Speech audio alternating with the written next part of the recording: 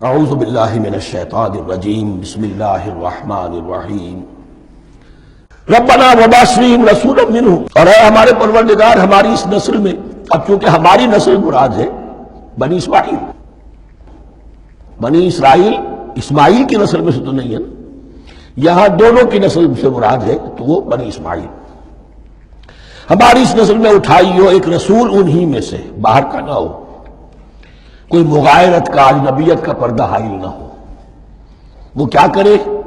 یتلو علیہم آیات کا، تیری آیات ان کو پڑھ کر سنائے، وَيُعَلِّمُهُمُ الْكِتَابَ وَالْحِکْمَةَ، اور صرف سنائے نہیں، تعلیم دے انہیں کتاب اور حکمت کی۔ صرف سنا دینا تو بہت آسان کام ہے، سکھانا، تعلیم دینا، دلوں میں بٹھانا، اور حکمت، وَيُزَكِّيهِمْ، اور ان کو پاک کرے، ان کا تزکیہ کرے، ان کے دلوں میں تیری محبت اور آخرت کی طلب کے سوا کوئی طلب باقی نہ رہنے دے۔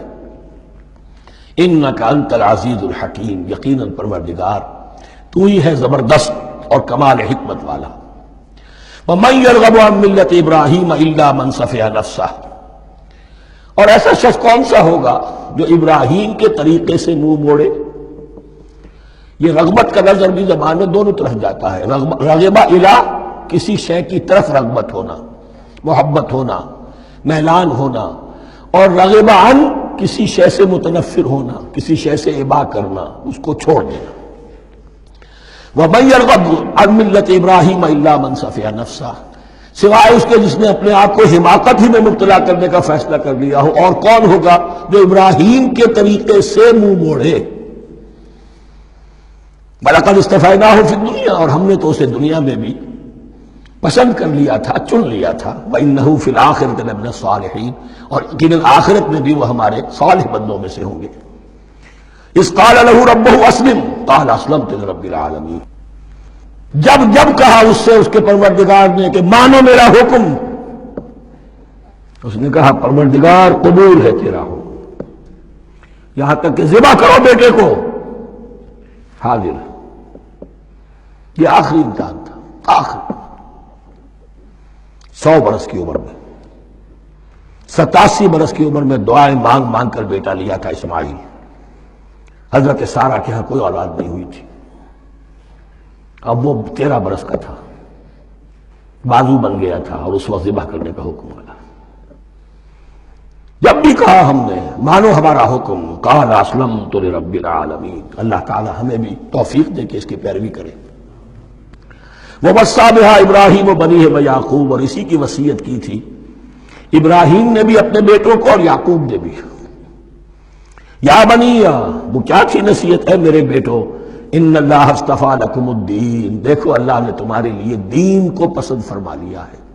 کون سا دین؟ فلا تموتن الا وانتم مسلمون، اور دیکھنا موت نہ آنے پائے مگر فرما برداری کی حالت میں۔ یہی بات آئے گی سورہ آل عمران میں مسلمانوں سے خطاب کر کے، یا ایھا الذین آمنوا اتقوا اللہ حق تقاتہ ولا تموتن الا وانتم مسلمون، اور ان الدین عند اللہ الاسلام ومن یبتغ غیر الاسلام دینا فلن یقبل منہ۔ ام کنتم شہداء اذ حضر یعقوب الموت، کیا تم اس وقت موجود تھے جب یعقوب کی موت کا وقت آیا؟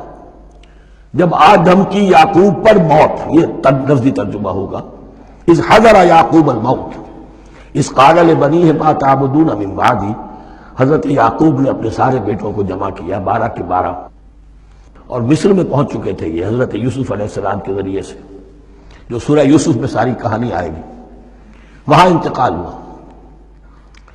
تو انہوں نے اپنے بیٹوں کو جمع کیا، اذ قال لبنیہ ما تعبدون من بعدی، میرے بعد تم کس کی پوجا کرو گے، کس کی پرستش کرو گے؟ یہ بات نہیں تھی کہ انہیں معلوم نہیں تھا، لیکن یہ کہ ایک میثاق، قول و قرار اور پختہ کرنے کے لیے۔ قالوا نعبد الہک و الہ آبائک ابراہیم و اسماعیل و اسحاق، انہوں نے کہا کہ ہم پوجیں گے، بندگی کریں گے، پرستش کریں گے آپ کے معبود کی اور آپ کے آبا ابراہیم، اسماعیل اور اسحاق کے معبود کی، اور یہ کوئی مختلف معبود نہیں ہے، الہ واحدہ، وہ تو ایک ہی الہ ہے۔ وَنَحْنُ لَهُ مُسْلِمُونَ، ہم اس کے لیے، اس کے سامنے سر جھکاتے ہیں۔ اسی کی فرما برداری کا اقرار کرتے ہیں۔ تلک امت قد خلت، یہ آیت 2 مرتبہ آئے گی اسی رکوع میں۔ یہ ایک گروہ تھا انسانوں کا جو گزر گیا، ابراہیم، اسماعیل، اسحاق، یعقوب، ان کی اولاد قد خلت، وہ گزر گئے۔ لہا ما کسبت ولکم ما کسبتم، ان کے لیے تھا جو انہوں نے کمایا اور تمہارے لیے ہوگا جو تم کماؤ گے۔ یعنی یہاں پدرم سلطان بود کا کوئی مقام نہیں ہے، ہر شخص کے لیے اپنا عمل، اپنا ایمان، اپنی کمائی۔ وَلَا تُسْأَلُونَ عَمَّا كَانُوا يَعْمَلُونَ، تم سے یہ نہیں پوچھا جائے گا کہ وہ کیا کرتے تھے، تم سے پوچھا جائے گا تم کیا کر کے لائے ہو۔ تو راچے ہیں پدرم سلطان بود، تو راچے ہیں، تم کیا ہو بھائی، تم اپنی بات کرو، باپ تمہارا سلطان تھا ہوگا۔ صدق اللہ العظیم۔